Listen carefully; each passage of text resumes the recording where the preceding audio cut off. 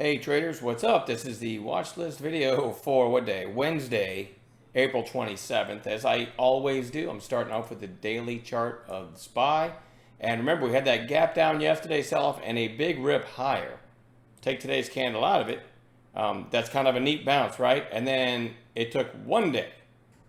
To just completely erase that bounce back down near these lows. You got a low not much farther down here. But anyway, overall, the market feels extremely weak, and I've been saying this for a while. You still get some nice bounces, but overall things feel fairly ugly. Didn't do a whole lot today. Kevin P put DWAC on our radar. I don't know, it looked maybe like this, and the thinking was he posted DWAC relative strength. I'm paraphrasing here, I'm going by memory. And then I asked him in chat, are you looking back through 38, thinking, with the early high just above? And then I also did my 15-minute thing. Let me scroll over a little bit, where I started to look going back several days, because DWAC's been pretty slapped, right? Since Elon's buying Twitter, the market's saying that's terrible news for Truth Social, so DWAC has just fallen off a cliff. And then going back here to when it hit 50 is the last time it had an afternoon high of day break. These vertical lines are the opening of the day, right? So they kind of had a late lunch, early afternoon break here. When I say break, I mean a break above the early high. Then the next day, it never broke its early high. Next day put in its high early in the morning. And yesterday, same thing. Had a pop in the afternoon, but never broke its high. So then today was in kind of a narrow range. So anyway, that was, when I saw that, I typed in the room, again, paraphrasing, hey, this is pretty beaten up and hasn't had an afternoon high of day break in a while. Plus, add to Kevin P's comment that it's had bid support under it all day. We had the whole number inflection point with the high of day above. Long story short, there's all the reasons why we kind of teamworked, but mostly Kevin P deserves the credit because he's the one that posted it, and then I kind of did a little more chart research, if you will. But the 38 break pretty quickly to over 42, and that's pretty cool on a $4 move on a 38 basis and a very, very ugly tape. So there's an example from today. And by the way, I was also really keeping a close eye on FRGE. So those of you in chat, I was trying to find a way in. I think somewhere when it looked about like this, I said, hopefully it'll wait, but I like it over 1550 with the high of day not far above. And it went pretty quickly to almost 16, came back down. Then later said I liked it over 16 because that will light up the new high of day ticker, which it hadn't done since early in the morning. And it's a recent high flyer because 2 days ago, look what it did, right?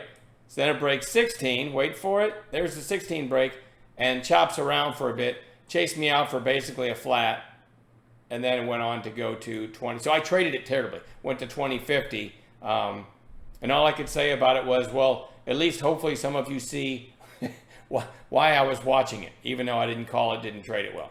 But that's the nature of day trading. You can be right and still not time it. Timing's everything, right? So it doesn't matter sometimes. But anyway, still a nicely green day for me on a fairly ugly market day. I think the Dow was down over 800 points. So anyway, let's get to what we're watching for Wednesday. Remember, I'm a day trader, make my money between the bells, and I'm in cash every night. So, big gaps up and down don't really affect me. All right, let's start with FRGE. It's strong enough in an ugly tape that I'm definitely going to watch it. All right, HCDI. Again, this one's holding up really well in an ugly tape, so I want to watch that one. SKYH. Another update today.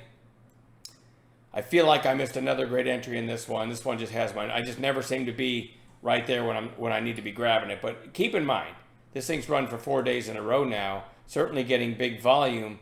But again, green in an ugly tape for the market, so I am going to put it on watch. NUTX, which I'd never heard of before. Actually, I think I saw this rip back here. But anyway, big volume today. And it literally went from 436 to 1381 before coming all the way back down to the mid sevens. But since it made a move like that, and I'm a day trader, I'm going to throw it on a chart for tomorrow, right? CYN continues its incredible strength. We're going to keep that one on watch. EQNR, really strong in a weak tape. We're going to watch that one.